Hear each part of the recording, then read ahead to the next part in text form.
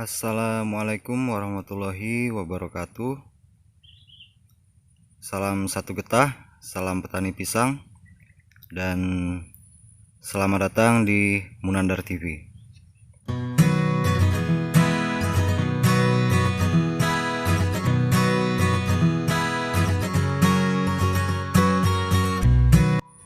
Pada kesempatan kali ini kita akan membahas mengenai bagaimana pentingnya pemberian nutrisi untuk tanaman pisang. Tapi sebelumnya saya ingin mengucapkan terima kasih buat teman-teman saya, sahabat-sahabat saya yang sudah subscribe di channel YouTube ini. Semoga channel YouTube ini dapat memberikan manfaat untuk teman-teman satu profesi yang sama seperti saya, yang juga merupakan seorang petani pisang.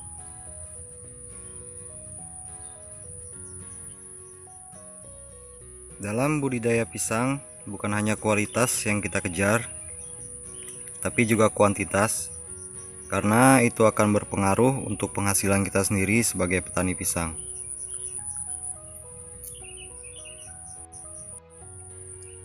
Saya pribadi adalah petani pisang yang merawat rumpun pisang dalam jumlah banyak. Jadi dalam satu rumpun ada 4 sampai 5 pohon pisang. Ini penting karena akan berpengaruh untuk penghasilan kita sendiri sebagai petani pisang. Lalu bagaimana mengoptimalisasi pertumbuhan pisang itu sendiri dengan jumlah anakan yang cukup banyak? Sebagian petani banyak yang tidak setuju dengan cara-cara seperti ini.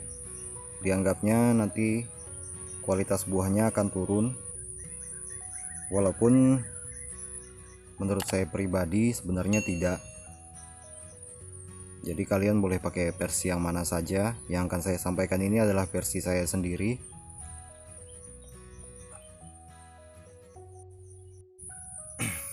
Jadi cara mengoptimalisasi pertumbuhan pisang itu sendiri tanpa mengganggu tanaman pisang yang lainnya yang ada di dalam satu rumpun tanaman pisang tersebut adalah dengan memberikan nutrisi yang komplit untuk tanaman pisang itu sendiri.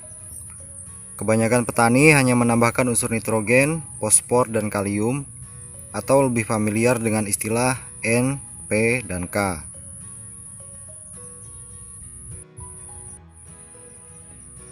Untuk saya sendiri, saya juga menambahkan unsur mikro yang tidak kalah penting tentunya untuk pertumbuhan tanaman pisang itu sendiri.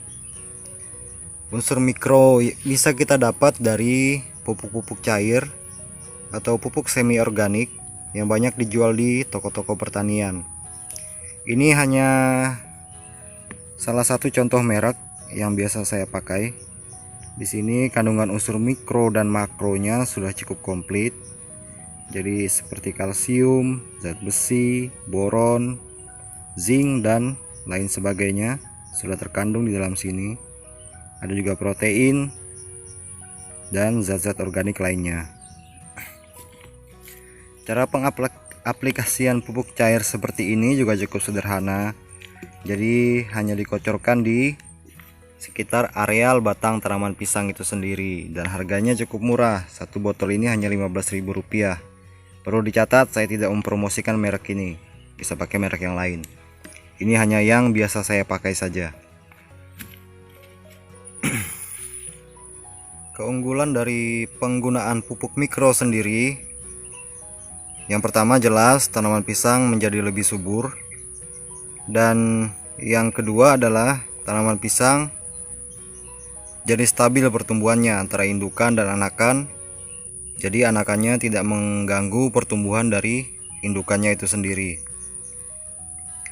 Lalu yang berikutnya adalah tanaman pisang jadi lebih tahan terhadap serangan penyakit seperti layu bakteri dan layu fusarium. Itulah tadi beberapa hal yang bisa saya sampaikan pada kesempatan kali ini. Semoga bermanfaat dan dapat menjadi referensi untuk teman-teman sesama petani pisang. Sekian dulu untuk kali ini. Semoga bermanfaat. Wabillahi taufiq wal hidayah. Wassalamualaikum warahmatullahi wabarakatuh. Salam satu getah, salam petani pisang. Dan jika ada pertanyaan, silakan tinggalkan di kolom komentar di bawah. Terima kasih buat yang sudah subscribe di channel ini.